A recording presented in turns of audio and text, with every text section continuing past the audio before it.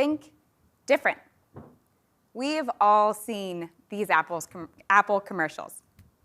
Get creative, innovate. Our society encourages new ideas and perspectives, yet often stigmatizes people who neurologically think differently. How many of you have or know someone with dyslexia? How about ADHD? What about someone on the autism spectrum? Yeah, we all do. 1 in 58 people have autism. 1 in 10, ADHD. Another 1 in 10 have dyslexia. And we have always been neurologically different. Yet our education systems, our schools, our social norms are all designed for the majority, or neurotypical mind. We seek to think differently, yet we exclude different thinkers. This is my little brother, Stephen. He's 24. He is a painter, a philosopher, a mental health advocate, and also an awesome little brother. He has autism. For those of you who aren't familiar, the autism spectrum is a continuum of traits that impacts how a person perceives or socializes with others. This difference in brain development can cause mild to severe impairments. It is a wide spectrum, and it affects no two people the same way. For Stephen, he is able to communicate, and he understands that he has autism, that he thinks differently. And yet sometimes his autism can make it really difficult to connect with others. But I am excited for this time period in history. Diversity and inclusion are being sought after and celebrated. Brave changemakers have fought the injustices of othering, and we're finally seeing and appreciating the value of our differences. There is a long way to go across previous divides around race, gender, and sexual orientation. Yet I don't see inclusion as zero-sum.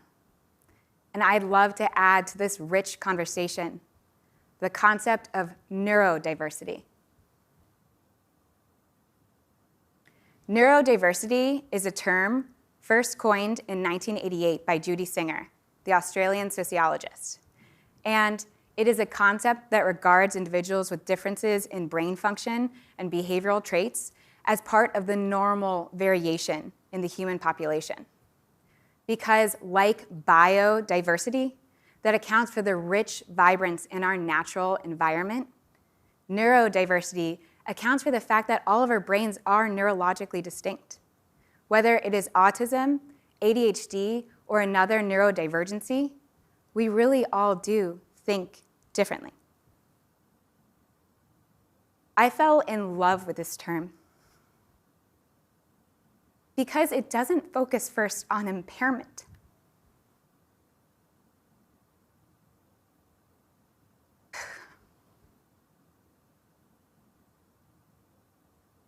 My hope is that through the lens of neurodiversity, we can celebrate each other's differences and see the person first, and not the disability or different ability. My hope is to increase your awareness, your understanding, and encourage inclusion to build neurodiverse communities. Because you can't have inclusion without increasing your understanding, and this understanding requires a broader awareness. Without these three elements, if you interact with a neurologically different person, you may be thinking to yourselves things like, what a weirdo, what a pity. This isn't my problem. These thoughts I'd love to change instead into a conversation where we build relationship. I'd like to take you through my own journey in all three of these steps. Let's start with awareness. As I shared, I grew up in a neurodiverse home.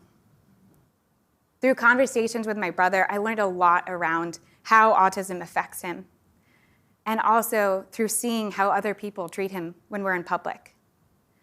If Stephen is feeling overwhelmed in his environment because of the sensory changes with autism, to cope or soothe, he'll pace back and forth. He may stim his arms or scratch his head repeatedly. And I've watched how others respond to this behavior. I've seen even neighbors move away, maybe to the other side of the street, even shield their children from my brother. And I wonder if they think what bullies have called him his whole life or said to him.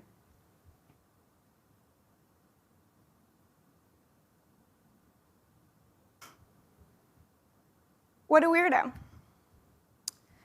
Yet I believe all these people to be good people, and that if they understood he was different or how he was different, if they were aware of the differences of neurodiversity and autism, then instead they would start a conversation.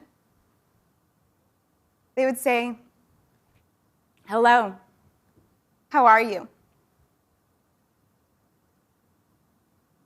The next step is understanding.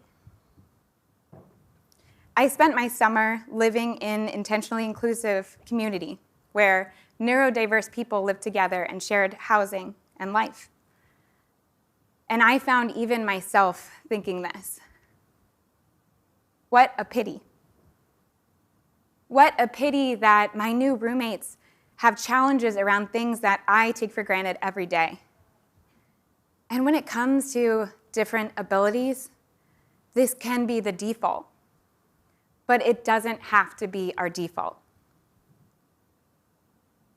My understanding increased as I built real relationships with people different from myself.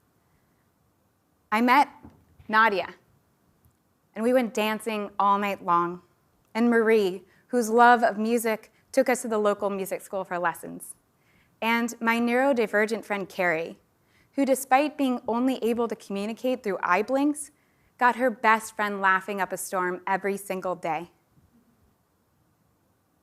I learned through my understanding that I was wrong to start from a place of pity, and instead I want to start from a place of curiosity, expecting connection, relatability, and friendship. I started saying, "Who are you?" instead.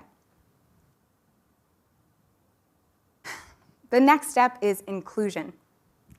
I'd like you to meet Cole. Cole is the president of Spectrum Autism at the University of Berkeley. And when he joined the Autism Club, he found himself to be the only autistic person in it. Think for a moment if our women in management group here were led by a man, or if there were no women in it. Yeah. Cole shared with me his story and his journey to college and how at times he would hide his autism to avoid stigma, and how difficult this made building genuine community. So when he arrived at Cal and met students interested in building neurodiverse communities, he was embraced, and now he's leading the charge for inclusion there. He says, "I am the first president of Spectrum Autism at Cal, but I will not be the last." With all the challenges we have in the world today, it's not uncommon to think this, that this is not my problem, this is not my issue, this is not my community. Whether it is in our schools, in our work, certainly in our neighborhoods, there are neurodivergent people everywhere. And oftentimes, especially with the challenges of connecting with autism, there's a lot of isolation. How can we take one step closer and make it a little easier to connect? How can we change "this is not my problem" to "this is my opportunity," and we are in this together? Hopefully, I have increased your awareness, increased your understanding, and encouraged you to think a little differently about inclusion. How do you start? Just say hello. How are you? Who are you? We are in this together.